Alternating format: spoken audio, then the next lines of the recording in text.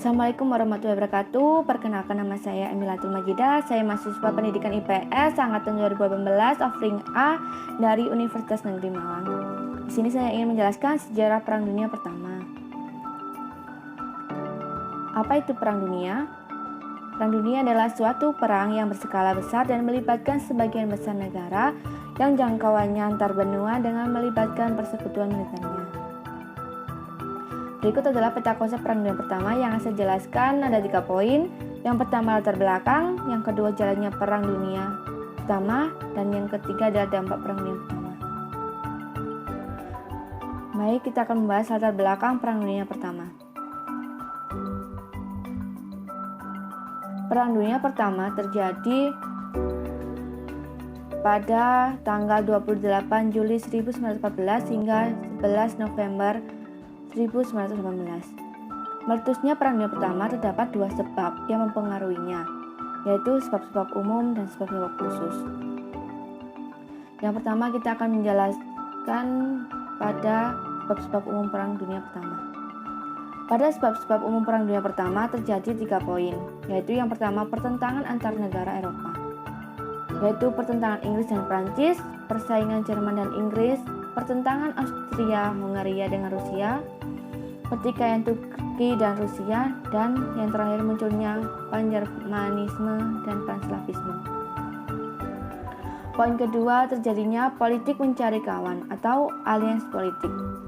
Pada tahun 1882 didirikannya Triple Alliance atau Blok Sentral yang terdiri dari Jerman, Austria, Hungaria, dan Italia. Pada tahun 1911 Bulgaria masuk dan kemudian Turki juga ikut bergabung. Yang kedua, pada tahun 1907 didirikannya Triple Entente, yaitu beranggotakan Inggris, Rusia, dan Prancis. Pada sisi kiri termasuk Triple Alliance dan pada sisi kanan termasuk bendera Triple Entente. Pada poin ketiga, terjadinya perlombaan senjata, yaitu berbagai negara di daerah Eropa dan sekitarnya berusaha meningkatkan kualitas dan kuantitas persenjataan tempur karena rasa kecurigaan terhadap negara lain akan adanya serangan dari luar. Berikut kita akan membahas sebab-sebab khusus Perang Dunia Pertama. Pada sebab-sebab khusus juga terdapat 3 poin. Yang pertama, terbunuhnya putra mahkota Austria Francis Ferdinand di Sarajevo pada tanggal 28 Juni 1914 oleh Gavrilo Princip atau anggota Gerakan Serbia Rakyat. Kejadian tersebut menyulut meletusnya Perang Dunia Pertama. Ketika itu, ia bersama istrinya mengadakan kunjungan untuk melihat dari dekat latihan Perang Dunia di daerah Bosnia. Ternyata, latihan perang itu dianggap sebagai tantangan oleh pihak Serbia Raya atau yang didukung oleh Rusia. Kemudian Austria mengirim ultimatum pada Serbia yang disusul dengan pengumuman perang. Pada poin kedua, diadakannya deklarasi perang pihak sentral, yaitu pada tanggal 1 Agustus 1914 sekutu Austria yaitu Jerman menyatakan perang. Kemudian pada tanggal 4 Agustus 1914 Jerman menyatakan perang terhadap Prancis dan Inggris. Dan dalam waktu singkat, perang meluas ke seluruh Eropa. Pada poin ketiga, yaitu ultimatum Habsburg, adalah ultimatum yang diberikan Austria kepada Serbia agar menyerahkan pembunuhnya dalam waktu dekat. Tapi ultimatum itu tidak digubris oleh Serbia. Akhirnya, karena tidak digubris, muncullah perang yang sangat besar. Yang kedua, kita akan menjelaskan jalannya Perang Dunia Pertama. Pada jalannya Perang Dunia Pertama, terlibatnya Front Barat, Front Timur, Front Italia, Front Balkan, dan Front Pasifik. Yang pertama kita akan bahas pada Front Barat. Jerman menduduki Belgia dan Prancis, namun Prancis berhasil memukul mundur Jerman dalam perang di tepi sungai Marne. Jerman mengumumkan perang parit di Verdun namun tetap dapat dipukul mundur oleh Prancis. Selanjutnya, pada front timur. Front timur, Jerman berhasil memukul mundur Rusia di dekat Danau Masuri, tetapi akhirnya Rusia dan Jerman membuat perjanjian perdamaian di Brest-Litovsk. Kemudian front Italia. Pada front Italia, Italia dipukul mundur oleh Jerman. Pada front Balkan. Front Balkan awalnya Jerman mengalami kemenangan. Rumania dan Serbia menyerahkan terlebih dahulu kepada Jerman. Inggris menyerang Dardanella, tapi dalam pertemuan di Gallipoli, Inggris berhasil dikalahkan oleh Turki. Akhirnya Inggris mundur dari Turki ke Yunani. Inggris menyerang Bulgaria dan menyerah tahun 1918. Kemudian, Turki diserang oleh Inggris dari daerah Arabia, Palestina, dan Irak. Turki menyerah pada tahun 1918.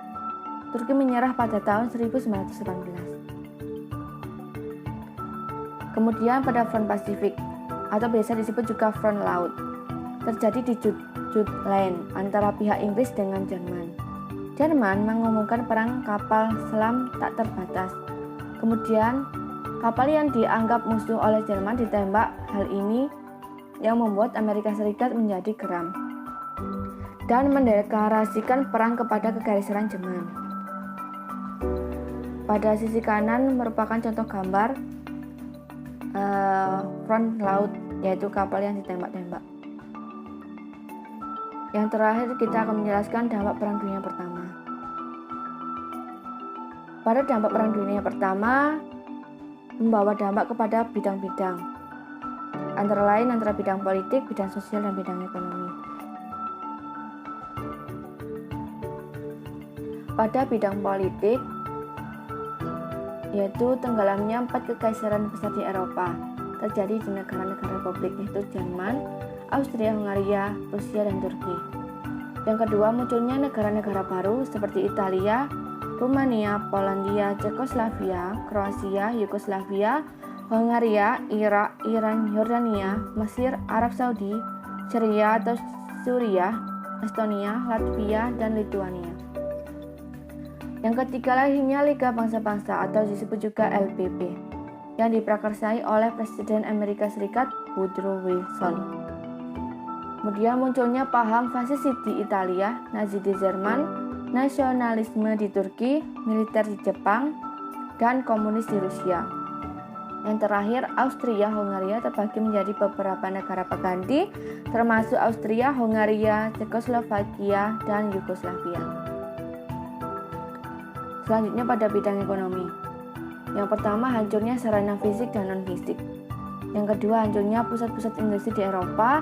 Yang ketiga, terjadinya pengangguran massal di Eropa. Yang keempat, rusaknya daerah pertanian yang mengakibatkan timbulnya kelaparan yang hebat di Rusia. Yang kelima, terjadi krisis Malaysia pada tahun 1929, yakni krisis ekonomi dunia yang diawali hancurnya sektor ekonomi Amerika Serikat. Yang terakhir, hutang akibat peminjaman biaya perang baik kepada rakyat maupun negara lain. Selanjutnya, dampak pada bidang sosial. Yang pertama, membawa dampak Perang Dunia I yang berlangsung selama 4 tahun telah menelan banyak korban, baik tewas, luka-luka, ditahan, bahkan hilang. Yang kedua, negara-negara Eropa banyak yang kehilangan pemuda. Yang ketiga, peranan perempuan meningkatkan menggantikan generasi muda yang gugur dalam perang.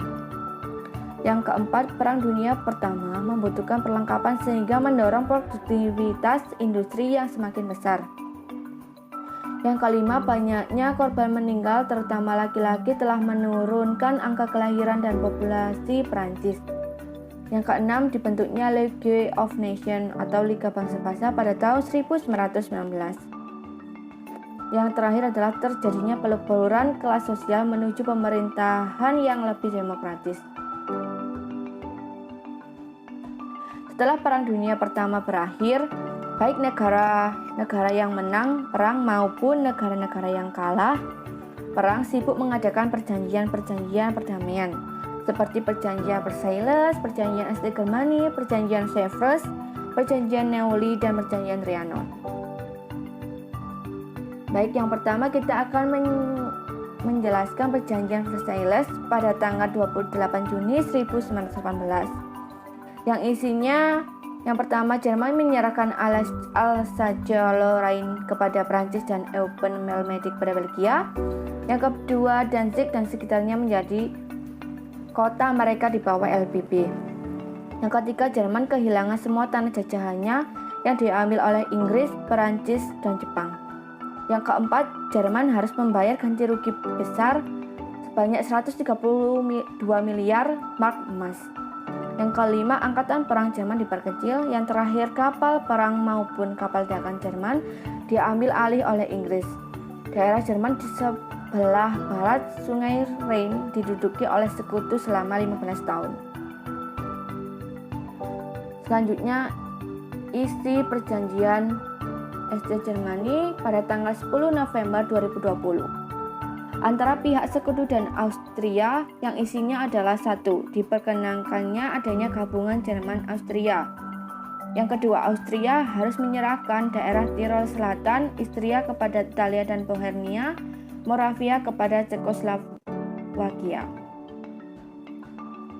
Selanjutnya isi perjanjian Sevres, yaitu pada tanggal 20 Agustus 1920 antara pihak sekutu dan Turki yang isinya adalah satu, daerahnya Turki diperkecil dan hanya tinggal kota Konstantinopel dan sekitarnya. Yang kedua, daerah yang penduduknya bukan orang Turki harus dilepaskan. Yang ketiga, Smyrna dan Tracia diduduki oleh Yunani, Dardanella, Laut Marmora, Selat Bosporus dibuka untuk kapal-kapal dari semua bangsa. Yang keempat, Armenia diberi status merdeka. Yang terakhir, Kurdi dimerdekakan.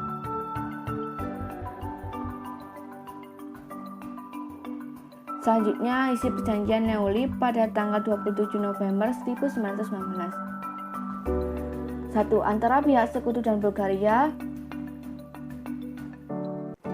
Isinya adalah Bulgaria menyerahkan daerah pantai Aegina kepada Yunani. Kemudian perjanjian Trianon pada tanggal 4 Juni 1920. Antara pihak sekutu dan Hungaria yang isinya adalah satu, daerah Hungaria diperkecil. Yang kedua, keluarga Habsburg tidak boleh menjadi raja di Austria dan Hungaria. Baik, itu aja penjelasan saya tentang sejarah Perang Dunia Pertama. Apabila ada salah kata, mohon dimaafkan. Saya akhiri, wassalamualaikum warahmatullahi wabarakatuh. Terima kasih.